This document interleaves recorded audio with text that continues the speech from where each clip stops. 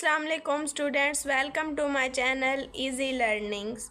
दोस्तों, अगर आपको मेरी वीडियो पसंद आए तो मेरी वीडियो को लाइक, शेयर और मेरे चैनल को सब्सक्राइब करें और साथ ही बेल आइकन प्रेस करें ताकि मेरी हर आने वाली वीडियो आप लोगों तक ज़रूर पहुँचे। दोस्तों, लास्ट लेक्चर में हमने पढ़ लिया था फिज़िकल एंड केमिकल प्रॉपर्टीज़ की तरफ। तो आज का हमारा टॉपिक है एलिमेंट्स। तो चलिए स्टार्ट करते हैं। दोस्तों, एलिमेंट्स की डेफिनेशन को 3 पार्ट्स में डिवाइड किया गया है। नंबर 1 है same type of elements, number 2 है हैविंग सेम एटॉमिक नंबर और नंबर 3 है can not be decompose by ordinary chemicals means. हम इन तीनों को अलग अलग करके समझते हैं। सबसे पहले है सेम टाइप ऑफ एटम्स। इसका क्या मतलब है? इससे हमें ये बात पता चलती है जो एलिमेंट है वो एटम्स से मिलकर बना होता है। तो हमने क्या करना है, अगर हम सेम टाइप ऑफ एलिमेंट्स जोड़ेंगे यानी एक जैसे एलिमेंट्स को जोड़ते हैं, यानी एक एलिमेंट ऑक्सीजन का साथ दूसरा ऑक्सीजन, तीसरा ऑक्सीजन, चौथा ऑक्सीजन, ऐसे हम बहुत सारे एटम्स ऑक्सीजन के जोड़ देते हैं तो वो एक एलिमेंट बन जाएगा। यानी एलिमेंट वो होगा जिसमें मौजूद सारे एटम्स एक जैसे होंगे, एक ही काइंड के होंगे। नंबर 2 है having same atomic number. Atomic number होता है नंबर ऑफ प्रोटॉन्स, यानी एक एटम में जितने प्रोटॉन्स प्रेजेंट हैं वो उसका एटॉमिक नंबर है। यानी हर एटम जो हम उसमें यूज़ कर रहे हैं उसका एटॉमिक नंबर सेम होना चाहिए, यानी उसमें एक जैसे प्रोटॉन्स होने चाहिए। अगर एक में 2 हैं तो दूसरे एटम में भी 2, तीसरे में भी 2, या जितने भी हमने एटम्स यूज़ किए उन सब में 2 होने चाहिए। लाजमी नहीं है 2 हैं, हमने एग्जांपल ली है। जितने भी प्रोटॉन्स एक एटम में हैं बाकी तमाम एटम्स में भी उतने ही होने चाहिए। नंबर 3 है can not be decompose by ordinary chemical means. इसका मतलब यह है कि एक एलिमेंट बहुत ही स्ट्रॉन्ग होता है और वो एटम्स के बहुत ही स्ट्रॉन्ग कम्बिनेशन से बना होता है। तो अगर हम थोड़ा सा चेंज देते हैं, यानी थोड़ी सी हीट देते हैं, थोड़ा सा टेम्परेचर दे रहे हैं, थोड़ी सी रेडिएशंस डाल रहे हैं, या कोई भी थोड़ा सा केमिकल चेंज हम उसमें लाते हैं तो वो इस तरह अपने एलिमेंट्स में नहीं टूटेगा। उसे तोड़ने के लिए बहुत ज़्यादा एनर्जी की ज़रूरत होगी या बहुत ज़्यादा चेंज लाना पड़ेगा। तो इस तरह हम एलिमेंट्स की डेफिनेशन करते हैं। That elements are made up of same type of atoms having same atomic number and can not be decompose by ordinary chemical means. अब एलिमेंट्स के बारे में कुछ इन्फॉर्मेशन है जो आप लोगों को मैं अभी बताती हूँ। सबसे पहले हम देखते हैं कि 18th सेंचुरी से पहले तक, बिफोर 18th सेंचुरी, 18वीं सदी से पहले तक सिर्फ 9 एलिमेंट्स डिस्कवर हुए थे, यानी 9 एलिमेंट्स ढूंढे जा चुके थे। वो 9 एलिमेंट्स कौन कौन से थे? Carbon, gold, silver, tin, mercury, lead, copper, iron and sulphur. उसके बाद 19th सेंचुरी तक, अप टू या टिल 19th सेंचुरी, 19वीं सदी तक हमने डिस्कवर कर लिए थे 63 एलिमेंट्स। 63 एलिमेंट्स डिस्कवर हो चुके थे और अब मीन्स नाउ अब हमने डिस्कवर कर लिए हैं 118 एलिमेंट्स। लेकिन अभी भी बाकी एलिमेंट्स की तलाश जारी है क्योंकि ये कहा जाता है कि अभी भी और एलिमेंट्स नेचर में मौजूद हैं। अब ये जो एलिमेंट्स हैं 118, इनमें से 92 एलिमेंट्स जो हैं 92 ये हैं नेचुरल, यानी इंसान ने इन्हें सिर्फ ढूंढा है।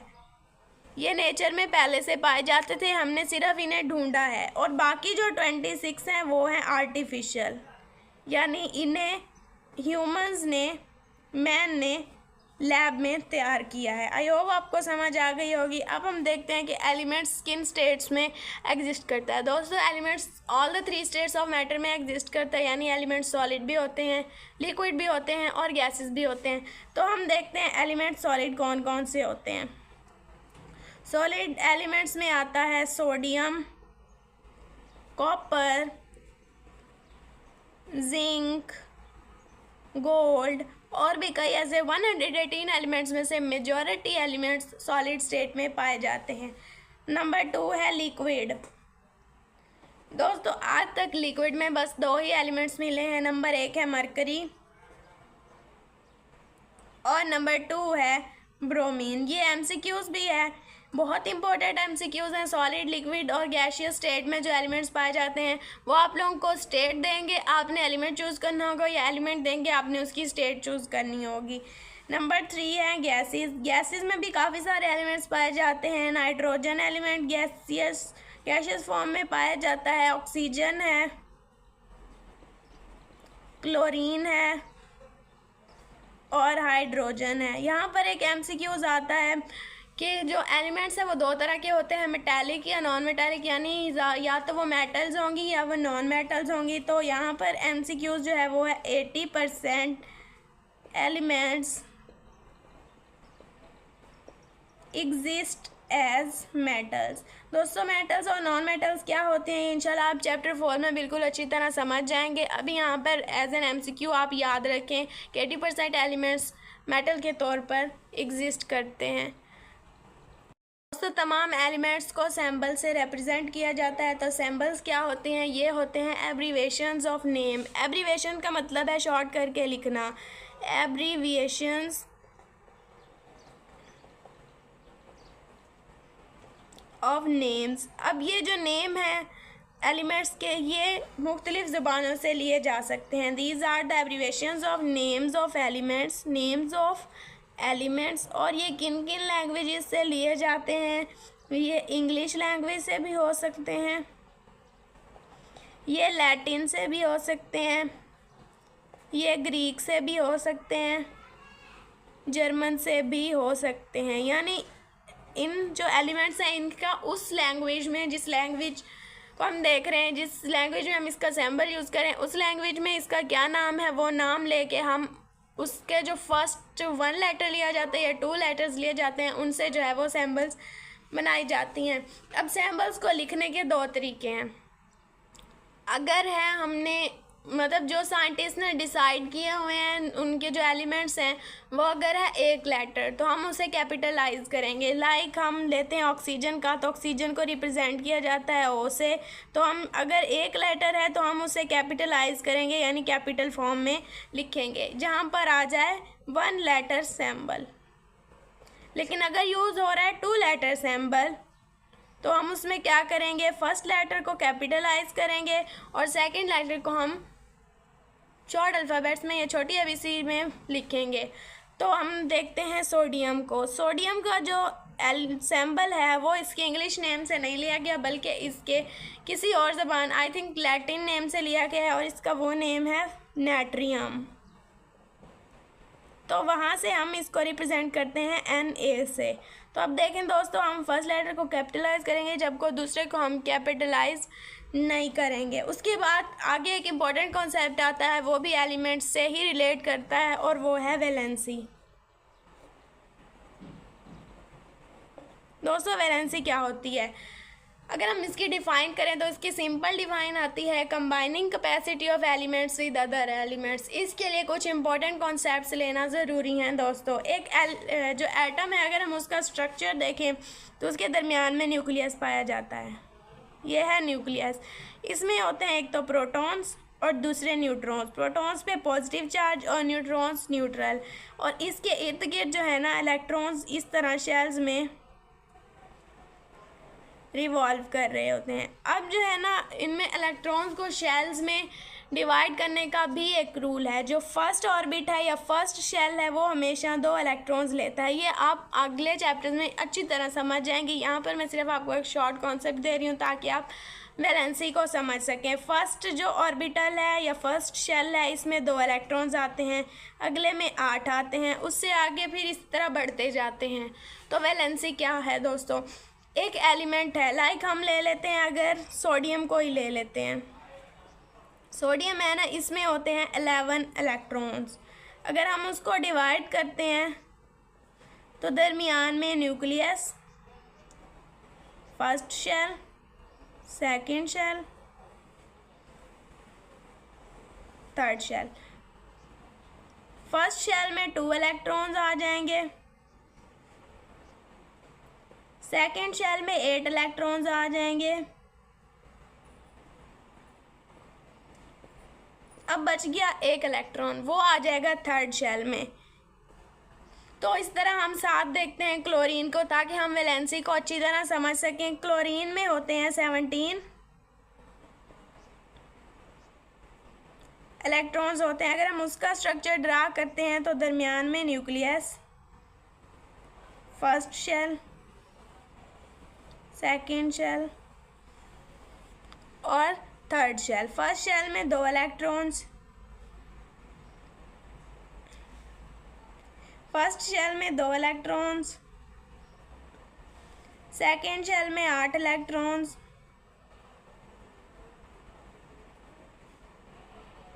और आगे बच जाते हैं 7 इलेक्ट्रॉन्स जो हम लगा देते हैं लास्ट शेल में। अब क्या है दोस्तों, हर एटम जो है ना वो स्टेबल होना चाहता है और स्टेबल होने की 2 शर्तें हैं। अगर है फर्स्ट शेल तो अगर एक एलिमेंट है उसमें एक ही इलेक्ट्रॉन पाया जाता है तो उसको फर्स्ट शेल में होता है वो, और उसमें एक एलिमेंट का 2 इलेक्ट्रॉन्स होना लाजमी है फर्स्ट शेल में। अगर उससे आगे इलेक्ट्रॉन्स जाते हैं तो हम जो लास्ट शेल देखेंगे उसमें कम से कम 8 इलेक्ट्रॉन्स होना ज़रूरी हैं, तो वो एटम स्टेबल होगा, वरना वो एटम स्टेबलाइज नहीं होता। अगर आप सोडियम को देखते हैं, इसका जो लास्ट शेल है उसमें 1 इलेक्ट्रॉन पाया जाता है। अगर आप क्लोरीन को देखते हैं तो उसका जो लास्ट शेल है उसमें 7 इलेक्ट्रॉन्स पाए जाते हैं। इसका मतलब ये जो दोनों हैं ये दोनों ही स्टेबल नहीं हैं। ये अब स्टेबल होने के लिए क्या करेंगे, अब इनके पास 2 ऑप्शन हैं। या तो ये जो सोडियम है ये कहीं से 7 इलेक्ट्रॉन ढूंढ कर लाए और उन्हें अपने शेल में जोड़े ताकि ये स्टेबलाइज हो सके, या तो ये अपना 1 इलेक्ट्रॉन किसी और को दे दे ताकि इसका जो लास्ट ऑर्बिटल है ये बिल्कुल ख़त्म हो जाए और इसका लास्ट जो शेल है वो ये बच जाए और इसमें 8 इलेक्ट्रॉन्स हों ताकि ये स्टेबल हो सके। अब जो पहला काम है कहीं से 7 इलेक्ट्रॉन्स ढूंढ कर लाना, वो इसके लिए मुश्किल है, तो ये क्या करता है, अपना ये 1 इलेक्ट्रॉन जो है वो छोड़ देता है। अब जब ये वाला इलेक्ट्रॉन ये छोड़ देगा तब इसका ये जो शेल है ये ख़त्म हो जाएगा, बाकी इसका ये वाला शेल लास्ट हो जाएगा जिसमें 8 इलेक्ट्रॉन्स होंगे और ये स्टेबलाइज हो जाएगा। दूसरी तरफ अगर हम क्लोरीन को देखते हैं तो उसके लास्ट शेल में 7 इलेक्ट्रॉन्स हैं। अब या तो ये अपने 7 इलेक्ट्रॉन्स दे दे किसी को और अपना लास्ट शेल ख़त्म कर ले ताकि इसका लास्ट शेल जो है वो जो सेकंड वाला है वो इसका लास्ट शेल बन जाए और उसमें जो है ये स्टेबलाइज हो जाए। या तो इसके पास दूसरा ऑप्शन ये है कि ये कहीं से 1 इलेक्ट्रॉन ढूंढ कर लाए और उसे अपने पास रख के अपने आप को स्टेबल कर ले। तो ये जो सोडियम इलेक्ट्रॉन लूज़ करता है ये उससे क्लोरीन एक्सेप्ट कर लेता है, ये क्लोरीन उसे एक्सेप्ट कर लेगा और इसमें जो है ना 8 इलेक्ट्रॉन्स जो हैं वो पूरे हो जाएंगे। इस तरह ये भी स्टेबल हो जाएगा। तो हमने ये देखा कि ये जो था इसने सिर्फ 1 इलेक्ट्रॉन लूज़ किया, ये 2 भी कर सकता था, 3 भी कर सकता, लेकिन इसने 1 किया। क्यों? खुद को स्टेबल करने के लिए। और इसने भी 1 इलेक्ट्रॉन लिया, ये 2 भी ले सकता था, 3 भी, लेकिन इसने 1 लिया। क्यों? खुद को स्टेबल करने के लिए। तो अपने आप को स्टेबल करने के लिए एक एटम जो है वो कितने इलेक्ट्रॉन्स लेता है या कितने इलेक्ट्रॉन्स देता है या कितने इलेक्ट्रॉन्स के ज़रिए 2 एटम्स अपने आपस में जुड़ते हैं, इसको कहते हैं वैलेंसी। अगर हम इसकी वैलेंसी देखें तो 1 है क्योंकि इसने 1 इलेक्ट्रॉन दे दिया है। अगर हम इसकी वैलेंसी देखें तो इसकी वैलेंसी भी 1 है क्योंकि इसने 1 इलेक्ट्रॉन ले लिया है। अब अगर हम देखते हैं कि दोनों की 1 लेकिन कंडीशन तो सेम नहीं है, एक दे रहा है एक ले रहा है, तो इसके लिए कॉन्सेप्ट है जो एटम इलेक्ट्रॉन डोनेट करेगा यानी दे देगा, अपना इलेक्ट्रॉन छोड़ देगा, उस पर पॉजिटिव चार्ज आएगा, उसकी वैलेंसी के साथ प्लस लिखा जाएगा। जो एटम जो है वो इलेक्ट्रॉन लेगा उसकी वैलेंसी के साथ माइनस का साइन होगा। अब अगर हम आसानी से समझते हैं तो सोडियम की वैलेंसी है +1 और क्लोरीन की वैलेंसी है -1। आई होप आपको समझ आ गई होगी कि इस डेफिनेशन का क्या मतलब है, combining capacity of elements with other elements, यानी एक एलिमेंट किस तरह दूसरे एलिमेंट्स के साथ जुड़ सकता है, कितने इलेक्ट्रॉन्स के ज़रिए जुड़ सकता है, वो उसकी वैलेंसी होगी। अब कार्बन को अगर हम देखते हैं तो इस तरह कार्बन की जो है ना 6 इलेक्ट्रॉन्स होते हैं, पहले शेल में 2 इलेक्ट्रॉन्स, अगले शेल में 4 इलेक्ट्रॉन्स। तो इसके पास दोनों सूरत हाल हैं, या तो ये अपने वो 4 डोनेट कर दे और +4 चार्ज ले आए, या तो अपना 4 कहीं और से ढूंढ के लाए और जो है ना अपने आप को स्टेबलाइज करे। ये दोनों कंडीशंस अप्लाई करता है। आई होप आपको समझ आ गई होगी। अब हम जो है ना वैलेंसी देखते हैं कि 2 तरह के कंपाउंड्स होते हैं, कोवेलेंट कंपाउंड्स और आयनिक कंपाउंड्स। उनमें वैलेंसी क्या होती है? कोवेलेंट कंपाउंड्स क्या होते हैं दोस्तों? एक एटम को स्टेबलाइज होने के लिए या तो इलेक्ट्रॉन चाहिए या वो उन्हें डोनेट कर देता है, दे देता है, जिससे वो स्टेबल हो जाता है। लेकिन अगर हम हाइड्रोजन को देखें तो उसके पास 1 इलेक्ट्रॉन है। अगर वो उस इलेक्ट्रॉन को किसी और को दे देता है कंप्लीट तौर पे तो उसका कोई इलेक्ट्रॉन नहीं बचता, वो डिस्ट्रॉय हो जाएगा। या तो वो कहीं और से लेके आए अपने पास, या फिर एक और कंडीशन होती है शेयरिंग ऑफ इलेक्ट्रॉन्स की, जिसमें क्या होता है हाइड्रोजन एटम हो या कोई और एटम हो, दो एटम्स आपस में मिलते हैं और एक ही इलेक्ट्रॉन को शेयर कर लेते हैं। ऐसे बॉन्ड्स जो बनते हैं उन्हें कोवेलेंट बॉन्ड्स कहा जाता है, जिसमें इलेक्ट्रॉन्स ना तो एक एटम पूरा ले लेगा और ना ही पूरा दे देगा। वो शेयरिंग इज केयरिंग के फॉर्मूले पर अमल करते हुए जो है ना साथ साथ रहते हैं। अगर हम हाइड्रोजन गैस की बात करते हैं जिसमें दो हाइड्रोजन एटम्स होते हैं तो उसका स्ट्रक्चर कुछ इस तरह बनता है। ये दरमियान में न्यूक्लियस, ये फर्स्ट शेल, ये दरमियान में न्यूक्लियस और ये इसका सेकंड शेल। अब ये है इसका न्यूक्लियस, ये इसका न्यूक्लियस, इसके पास भी एक इलेक्ट्रॉन है और इसके पास भी एक इलेक्ट्रॉन है। अब ये जो है ना ये वाला जो एटम है अपना इलेक्ट्रॉन यहाँ पर ले आएगा और ये वाला जो एटम है ये भी अपना इलेक्ट्रॉन यहाँ पर ले आएगा। अब अगर हम इसके शेल में देखें तो भी दो इलेक्ट्रॉन्स आ रहे हैं और इसके शेल में देखें तो भी दो इलेक्ट्रॉन्स आ रहे हैं, तो इनके शेल में दो दो इलेक्ट्रॉन्स हो गए तो ये स्टेबल हो गए। इन्हें कहते हैं कोवेलेंट बॉन्ड्स। अगर हम कोवेलेंट बॉन्ड्स में वैलेंसी को देखते हैं तो कोवेलेंट बॉन्ड में वैलेंसी है number of hydrogen atoms combined with another atom या number of bonds formed by atom. अब इन दोनों डेफिनेशंस का क्या मतलब है? इसका मतलब ये है, अगर हम देखते हैं कार्बन को, कार्बन की वैलेंसी है 4, यानी या तो ये 4 इलेक्ट्रॉन का इनसे ले आएगा या 4 दे देगा। अब ये अक्सर ऐसा करता है, जिसे 4 चाहिए होते हैं ना तो कोई भी एलिमेंट अपने चारों इलेक्ट्रॉन एक साथ डोनेट नहीं करता, फिर ये 4 हाइड्रोजन एटम्स के साथ बॉन्ड बना लेता है जो इसके साथ अपने चारों इलेक्ट्रॉन्स को शेयर कर लेते हैं। इस तरह उनके पास भी 2-2 पूरे हो जाते हैं और इसके भी लास्ट शेल में 8 इलेक्ट्रॉन्स पूरे हो जाते हैं और ये स्टेबल हो जाता है। अब मैं आपको बना के दिखाती हूँ, ड्रा करके दिखाती हूँ और साथ ही आप लोगों को इनके जो है ना इलेक्ट्रॉन्स ड्रा करके समझाती हूँ कि ये किस तरह बॉन्ड बनाता है। अब ये है carbon.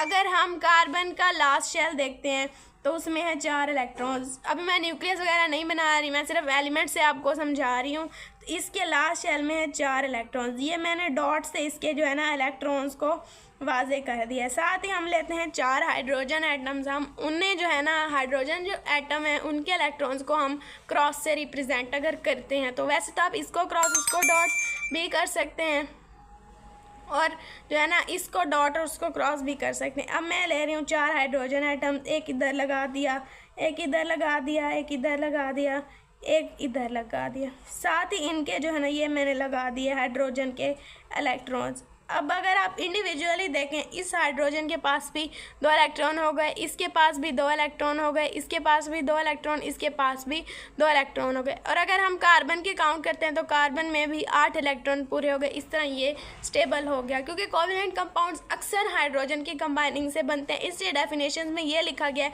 Number of hydrogen atom combined with another atom is called valency of that atom. इस डेफिनेशन को अगर हम इस पर अप्लाई करते हैं तो हम कार्बन की वैलेंसी देखते हैं, कार्बन जो है ना 4 नंबर ऑफ हाइड्रोजन के साथ कंबाइन हुआ है, इट मीन्स इसकी वैलेंसी 4 है। अगर हम दूसरी डेफिनेशन देखते हैं number of bonds formed by atom, तो वो भी देखें कार्बन ने कितने बॉन्ड बनाए हैं। ये बॉन्ड जो बना है ना शेयरिंग ऑफ इलेक्ट्रॉन से, इनका जो ताल्लुक बना है इस ताल्लुक को कहते हैं कोवेलेंट बॉन्ड। अब ये देखें ये जो इनमें बॉन्ड बने हैं 1 2 3 4, तो इसकी वैलेंसी इसलिए 4 है। ठीक है, अगर हम इसकी बाकी एग्जाम्पल्स देखते हैं तो इसमें आता है H और Cl। ठीक है, तो यहाँ पर Cl की वैलेंसी भी 1 होगी क्योंकि एक हाइड्रोजन एटम के साथ जुड़ा है। अगर हम वाटर का फार्मूला देखते हैं तो ऑक्सीजन की वैलेंसी 2 होगी। अमोनिया का फार्मूला देखते हैं तो नाइट्रोजन की वैलेंसी हमें पता चलती है 3 है, क्योंकि 3 हाइड्रोजन के साथ कंबाइन हो रहा है। और एज इट मैंने आपको मीथेन का जो फार्मूला, ये असल में मीथेन का फार्मूला है CH4। मैंने आपको डॉट और क्रॉस मेथड, ये जो डॉट और क्रॉस इलेक्ट्रॉन्स रिप्रेजेंट करते हैं ना, इसको डॉट एंड क्रॉस मेथड कहते हैं, जिससे मैंने आपको बता दी है। तो इसमें भी जो है ना 4 कार्बन एटम से ये जुड़ता है। आई होप आपको कोवेलेंट कंपाउंड्स में वैलेंसी समझ आ गई होगी और आयनिक कंपाउंड्स में वैलेंसी मैं आपको ऑलमोस्ट समझा चुकी हूँ। मैं आप लोगों को एक बता देती हूँ आप लोगों को, ताकि अच्छी तरह से समझ आ जाए। दोस्तों आयनिक कंपाउंड्स में मैं आपको मिसाल दे चुकी हूँ सोडियम की और क्लोरीन की। अगर हम देखें तो सोडियम का जो है ना 11 इलेक्ट्रॉन्स होते हैं, आखिरी शेल में 1 इलेक्ट्रॉन इसके पास होता है। ये उस इलेक्ट्रॉन को जो है ना कम्प्लीटली ट्रांसफ़र कर देता है अपने इस इलेक्ट्रॉन को। ई माइनस जो ये इलेक्ट्रॉन को रिप्रेजेंट कर रहा है, तो ये अपने उस इलेक्ट्रॉन को पूरी तरह क्लोरीन के पास मुंतकिल कर देता है, जिससे ये इलेक्ट्रॉन पूरी तरह क्लोरीन में चला जाता है। अब इसने दे दिया, इस पे चार्ज आ गया पॉजिटिव, इसने ले लिया, इस पे चार्ज आ गया नेगेटिव। इस तरह जो बॉन्ड्स बनते हैं, यानी जो कंप्लीट ट्रांसफ़र होता है इलेक्ट्रॉन का एक एटम से दूसरे एटम में, इसे कहते हैं आयनिक बॉन्ड, और ऐसे कंपाउंड्स को कहते हैं आयनिक कंपाउंड्स। अब अगर हम इसमें वैलेंसी की जो डेफिनेशन है वो देखते हैं, तो वो है नंबर ऑफ इलेक्ट्रॉन्स गेन्ड और lose by atom to complete its octet. Octet किसे कहते हैं? ऑक्टेट कहते हैं लास्ट शेल को जिसमें 8 इलेक्ट्रॉन्स हों। तो अपने ऑक्टेट को पूरा करने के लिए, यानी अपने लास्ट शेल में 8 इलेक्ट्रॉन पूरे करने के लिए, एक एटम या तो इलेक्ट्रॉन लूज़ करता है या गेन करता है। वो कितने इलेक्ट्रॉन्स लूज़ या गेन कर रहा है वो इसकी वैलेंसी है। जैसे यहाँ पर सोडियम 1 इलेक्ट्रॉन लूज़ कर रहा है तो इसकी वैलेंसी 1 है, और क्लोरीन 1 इलेक्ट्रॉन ले रहा है तो इसकी वैलेंसी भी 1 है। पॉजिटिव और नेगेटिव का साइन हमें यह बताता है कि सोडियम ने इलेक्ट्रॉन दिया है, उस पर पॉजिटिव चार्ज आया है, और क्लोरीन ने इलेक्ट्रॉन लिया है, उस पर नेगेटिव चार्ज है। अब है वेरिएबल वैलेंसी। वेरिएबल वैलेंसी क्या है दोस्तों? कुछ एटम्स ऐसे होते हैं जो अगर हम उन्हें किसी एक चीज़ के साथ कंबाइन कर रहे हैं तो वो 2 या 3 वैलेंसी शो करते हैं, और अगर हम जो उनके साथ कंबाइन कर रहे हैं एटम उसे चेंज कर देते हैं तो वो कोई और वैलेंसी शो करते हैं। इसमें मेन एटम जो है ना वो है आयरन। आयरन जिसका नेम है लैटिन फीरम और जिसका सिंबल है Fe। दोस्तों अगर हम Fe को कंबाइन करते हैं SO4 के साथ, जो खुद है -2 इसकी वैलेंसी है, यानी इसे 2 इलेक्ट्रॉन चाहिए होते हैं, तो ये जो है ना फीरम से 2 इलेक्ट्रॉन ले लेता है और इस पर +2 चार्ज आ जाता है, और ये जो कंपाउंड है ये बन जाता है फेरस सल्फेट। लेकिन अगर हम दूसरी तरफ देखते हैं, अगर हम इसे SO4 थ्राइस के साथ कंबाइन करते हैं, यानी SO4 के 3 एलिमेंट्स इसके साथ कंबाइन करते हैं, यानी हम ले लेते हैं आयरन के 2 एलिमेंट्स और उसे कंबाइन करते हैं SO4 -2 के 3 एलिमेंट्स के साथ। तो अब देखें, एक SO4 को 2 इलेक्ट्रॉन चाहिए, 3 SO4 को 6 इलेक्ट्रॉन्स चाहिए होंगे। तो ये हैं आयरन के 2 एटम्स। एक एटम अपने 3 इलेक्ट्रॉन दे देगा, दूसरा एटम भी अपने 3 इलेक्ट्रॉन्स दे देगा। इस तरह एक जो इस पे वैलेंसी आ जाएगी वो +3 आ जाएगी, और इसे कहते हैं फेरिक सल्फेट। तो आप लोगों को समझ आ गई होगी किस तरह एक एटम जो है वो वेरिएबल वैलेंसी शो करता है, अपनी वैलेंसी चेंज करता रहता है। दोस्तों जहाँ पर भी OUS आ जाए इसका मतलब है लो वैलेंसी, आयरन की कम वैलेंसी। जहाँ पर IC आ जाए फेरिक जैसे इसमें है तो इसका मतलब है आयरन की हायर वैलेंसी, जैसे कि इसमें 3 है। आई होप आप लोगों को वैलेंसी अच्छी तरह समझ आ गई होगी। अगर कोई भी मसला हो तो मुझे कमेंट सेक्शन में ज़रूर बताएं। नेक्स्ट टॉपिक हम पढ़ेंगे अगली वीडियो में, तब तक के लिए अल्लाह हाफ़िज़।